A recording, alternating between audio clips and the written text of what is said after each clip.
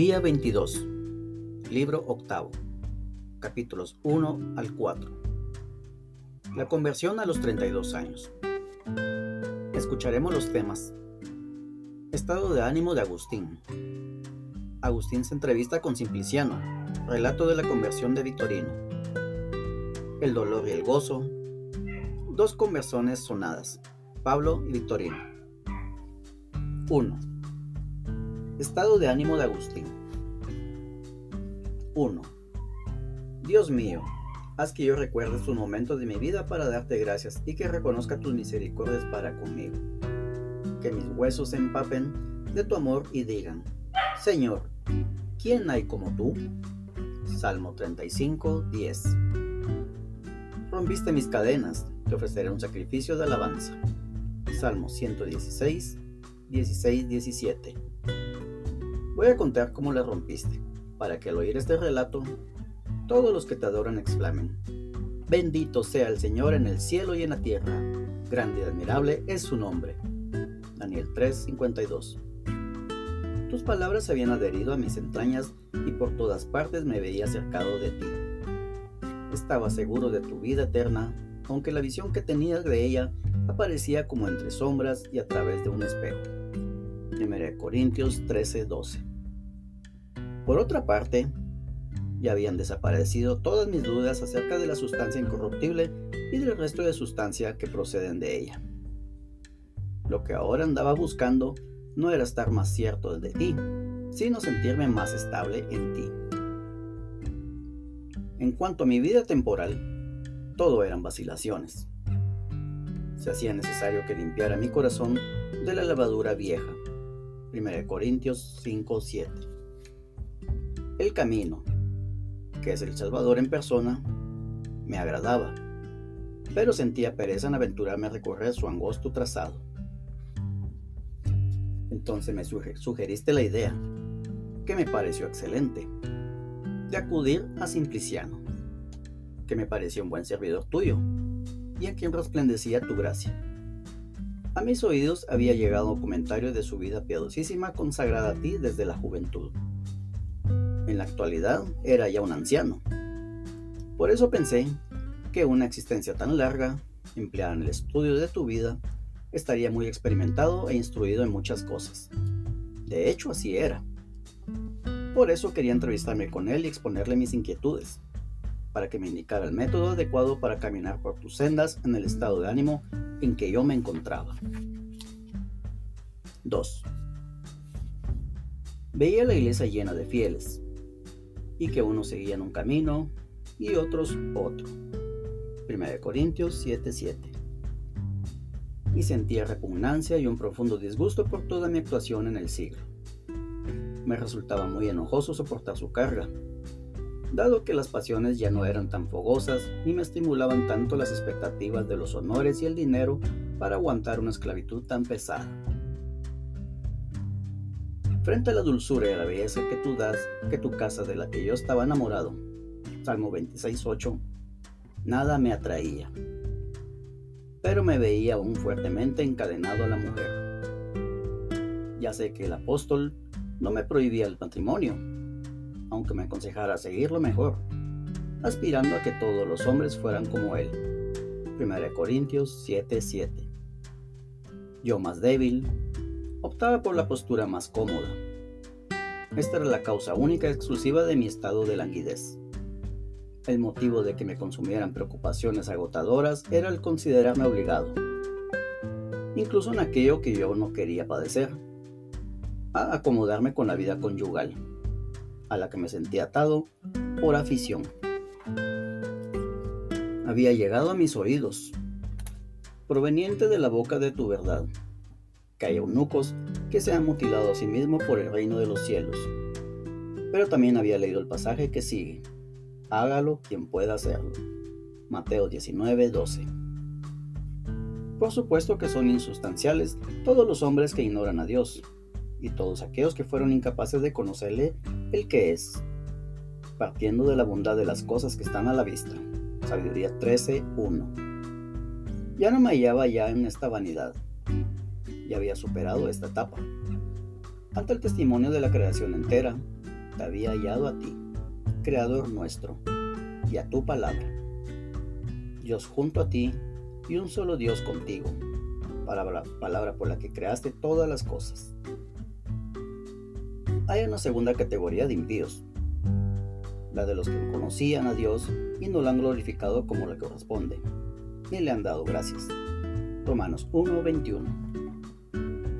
También había caído yo entre hombres como estos, pero tu mano derecha me rescató.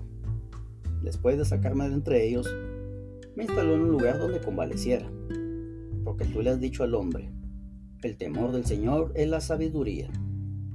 Job 28:28. No te tengas por sabio, porque los que dijeron ser sabios se volvieron necios. Yo había encontrado ya la perla preciosa. Tenía que comprarla aunque tuviera que vender todos mis bienes. Mateo 13:46. Pero dudaba. 2. Agustín se entrevista con Simpliciano. Relato de la conversión de Victorino. 3. Me dirigí, pues, a Simpliciano, padre espiritual del entonces obispo Ambrosio, y a quien estimaba como verdadero padre. Le conté el recorrido de mi error, cuando hice una referencia en mi lectura de algunos libros de los platónicos, en la versión latina de Victorino, antiguo retórico de Roma y muerto según referencias después de convertirse al cristianismo. Me felicitó por no haber tropezado en los escritos de otros filósofos, llenos de errores y engaños, en base a los elementos del mundo. Colosenses 2:8. En los platónicos, por el contrario, hay múltiples alusiones a Dios y a su palabra. Luego, para exhortarme a la humildad de Cristo, escondida a los sabios y revelada a los sencillos, Mateo 11:25, evocó la personalidad de Victorino, a quien él había conocido y tratado muy de cerca en Roma. De él me refirió algo que no quiero pasar por alto porque constituye un estupendo motivo para confesar tu benevolencia. Este hombre poseía una vasta erudición y bien probada competencia en todas las disciplinas liberales. Había leído y criticado un número extraordinario de filósofos, había sido maestro de muchos y nobles senadores. Por todo ello se había hecho digno de que le levantaran una estatua en el foro, como distinción a su ilustre magisterio, honor que los hijos de este mundo consideran como algo extraordinario. Hasta aquella edad había sido adorador de los ídolos y había tomado parte en los sacrificios sacrílegos de que alardeaba la casi totalidad de la orgullosa nobleza romana, que se sentía alucinada ante toda clase de monstruos divinos y de Anubis, el labrador. Dioses que un día tomaron las armas contra Neptuno, Venus y Minerva, y que ahora Roma, tras haberlos dominado, les ofrecía plegarias. A todos estos dioses los había defendido durante muchos años el anciano Victorino con voz atronadora. Y este mismo anciano no tenía reparo alguno en hacerse ahora siervo de tu Cristo e infante de tu fuente, doblando su cuello bajo el yugo de la humildad y agachando su frente ante el oprobio de la cruz. 4. Oh Señor, Señor, que inclinaste el cielo y descendiste, tocaste los montes y echaron humo. Salmo 144:5. ¿De qué métodos te serviste para penetrar en aquel pecho? En expresión de Simpliciano, este hombre leía la Sagrada Escritura e investigaba con sumo interés y a fondo toda la literatura cristiana. Le confesaba a Simpliciano, no en público, sino más en privado y de modo confidencial: quiero comunicarte una cosa, ya soy cristiano. Pero el otro le contestaba, no me lo creeré ni te contaré entre los cristianos mientras no te vea en la iglesia de Cristo. Victorino le replicaba medio en broma, ¿acaso las paredes hacen cristianos? Solía repetir con frecuencia que ya era cristiano, y Simpliciano le contestaba siempre del mismo modo, mientras Victorino repetía una vez más la broma de las paredes. En realidad Victorino tenía miedo de ofender a sus amigos, orgullosos adoradores del demonio. Estimaba que desde las cumbres de su dignidad mundana y pagana iban a caer sobre él como cedros del Líbano que aún no había quebrantado el Señor. Salmo 29:5. Sus terribles enemistades. Pero luego que, tras intensas lecturas e impaciencias, adquirió solidez y tuvo miedo de que Cristo le negara delante de sus ángeles si él no se acobardaba de confesarle ante los hombres. Lucas 12:19, al sentirse culpable de un gran crimen por avergonzarse de los sacramentos, de la humildad de tu palabra y no avergonzarse de los sacrificios sacrílegos a los demonios orgullosos que él había aceptado e imitado con ánimo soberbio. Depuso su actitud vergonzosa ante la vanidad y se ruborizó ante la verdad. De pronto y como por sorpresa, tal como nos cuenta Simpliciano, le dijo a este: vamos a la iglesia, quiero ser cristiano. Este, loco de contento, se fue con él sin hacer preguntas. Tan pronto como en la iglesia adquirió instrucción sobre los misterios sagrados, sin pérdida de tiempo dio su nombre para ser regenerado por el bautismo, ante la sorpresa de Roma y la alegría gozosa de la iglesia. Los orgullosos lo veían y se ponían furiosos, rechinaban los dientes y se impacientaban. Salmo 112:10. Pero tu siervo había puesto su esperanza en el Señor, y ya no reparaba en vanidades ni en locuras engañosas. Salmo 40:5. 5. Llegó, por último, el momento de hacer la profesión de fe.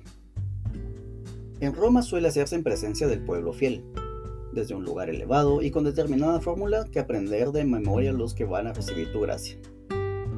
Pero los sacerdotes, contaba el amigo, le propusieron a Victorino que formulara esta profesión de fe en una ceremonia de carácter más privado, como se proponía de ordinario a aquellos de quienes se tenía fundadas sospechas que iban a tener vergüenza.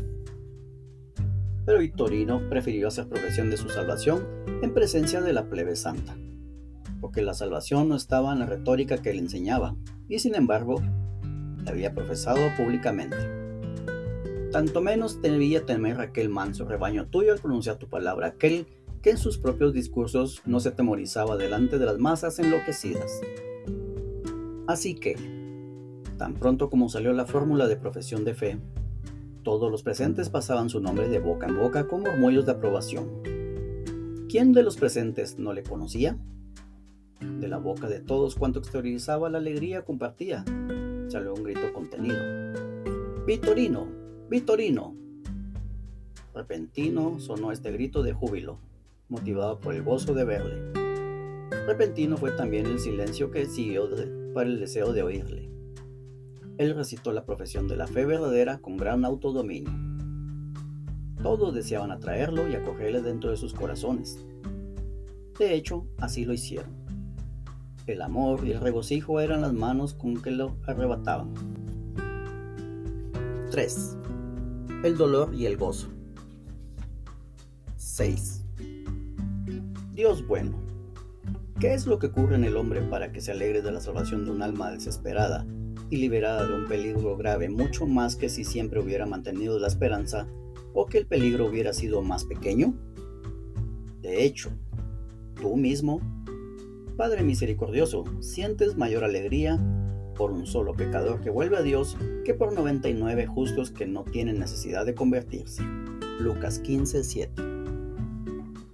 Nosotros sentimos gran alegría al oír el relato de la oveja descarriada, de vuelta al redil en los hombros gozosos del buen pastor, y al escuchar el relato de la dracma perdida, reintegrada a tus tesoros por la mujer que la encontró y que fue objeto de felicitaciones de las vecinas. Asimismo llegaba a provocar nuestra lágrima la fiesta de tu casa, cuando en esta misma casa se lee el relato que tu hijo menor, que estaba muerto y ha vuelto a la vida, que estaba perdido y lo has encontrado. Lucas 15:24. Y es que tú gozas en nosotros y en tus ángeles, santificados por tu santa caridad. Tú eres siempre el mismo, porque conoces siempre y de la misma manera todas aquellas cosas que no son siempre ni de la misma manera. 7. ¿Qué es, pues, lo que ocurre en el alma para que de hecho sienta mayor placer cuando encuentra o recobra las cosas queridas que si las hubiera tenido? Este hecho viene a ratificarlo también el resto de las criaturas. Todo está lleno de testimonios que proclaman que la realidad es así. Triunfa el emperador victorioso, pero no habría vencido si no hubiera peleado. Cuanto mayor fue el peligro que corrió en la batalla, tanto mayor son sus gozos y alegrías en el triunfo. La tempestad agita a los navegantes y aumenta el riesgo de naufragio. Todos temen ante una muerte inminente. Pero sobreviene la bonanza en el cielo y en el mar, y se sienten inundados de alegría, porque su temor fue grande. Enferma un ser querido y su pulso anuncia algo fatal. Todos ellos desean su recuperación anímicamente, están enfermos con él. Vuelve a sentirse bien. Y aunque no camine con la energía y el vigor de antes, es tal su alegría que no la tuvo nunca igual cuando estaba sano y caminaba con paso firme. En cuanto a los mismos placeres de la vida humana, los hombres lo logran no a base de incomodidades accidentales o imprevistas que caen fuera del control de la voluntad, sino a base de molestias buscadas deliberadamente y a propósito. En la misma comida y bebida no hay placer sino va por delante la molestia del hambre y de la sed. Los borrachos toman ciertos aperitivos o salsas picantes con la finalidad de provocar una comezón que, al ser apagada por la bebida, aumenta simultáneamente el placer de beber. Y es costumbre establecida no entregar a las recién casadas inmediatamente a sus esposos, para que el marido no la tenga en poco al serle entregada, si de novio no suspiró por ella al serle diferida. 8. Esto ocurre cuando hablamos de las alegrías vergonzosas y abominables. Esto ocurre en la amistad más sincera y honesta. Le sucedió a aquel que había muerto y resucitó, que se había perdido y fue hallado. Lucas 15:32. Siempre la alegría más grande va precedida de un tormento mayor. ¿Qué es esto, Dios mío? Siento tu gozo eterno de ti mismo y habiendo criaturas que gozan siempre y eternamente a tu lado. ¿Cómo se explica que en este otro sector del universo hallases alternativas de regresiones y de progresos, de fracasos y reajustes? ¿Es un modo de ser? ¿Es esto lo único que les diste cuando desde lo más alto de los cielos hasta los abismos de la tierra, desde el principio hasta el fin de los siglos, desde el ángel hasta el gusanillo, desde el movimiento inicial hasta el último, ordenaste todas las clases de bienes y todas tus obras justas cada una en su propio lugar y a su debido tiempo? ¡Ay de mí! ¡Qué sublime eres en las alturas y qué profundo en los abismos! No te alejas nunca de nosotros y sin embargo apenas si conseguimos dar un paso hacia ti. 4. Dos conversiones sonadas, Pablo y Victorino. 9.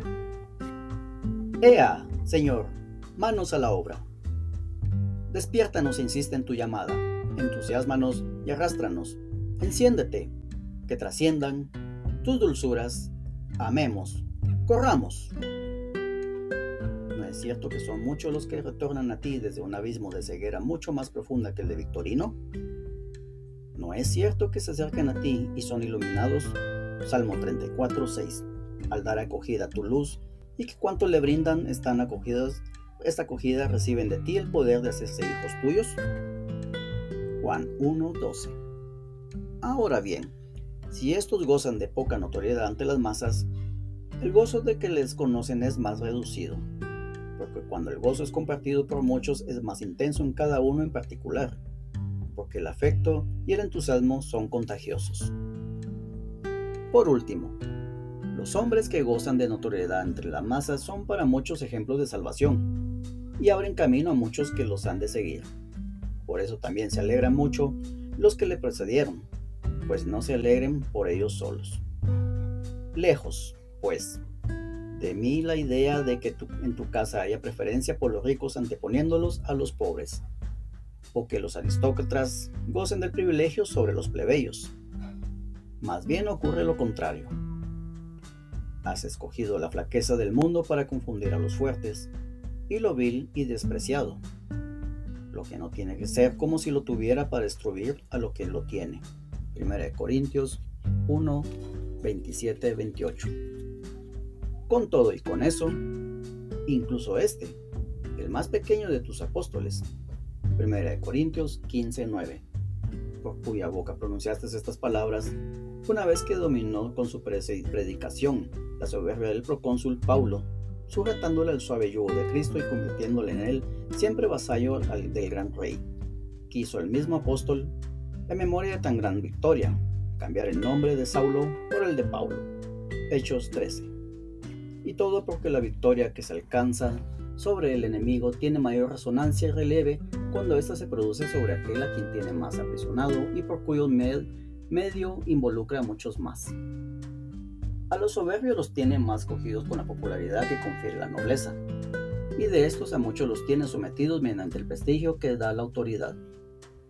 Por eso, cuanto más gusto se pensaba en el corazón de Victorino, que el diablo había conquistado en otro tiempo como baluarte inexpugnable, y cuya lengua, como un dardo grande y afilado, había exterminado a tanta gente, tanto más desbordante tenía que ser el júbilo de tus hijos, porque nuestro rey había encadenado al fuerte. Podían ver que las armas de que le habían despojado, Mateo 12:29, eran purificadas y destinadas a tu honor, haciendo que fueran útiles al Señor para toda obra buena. Según Timoteo 2:21.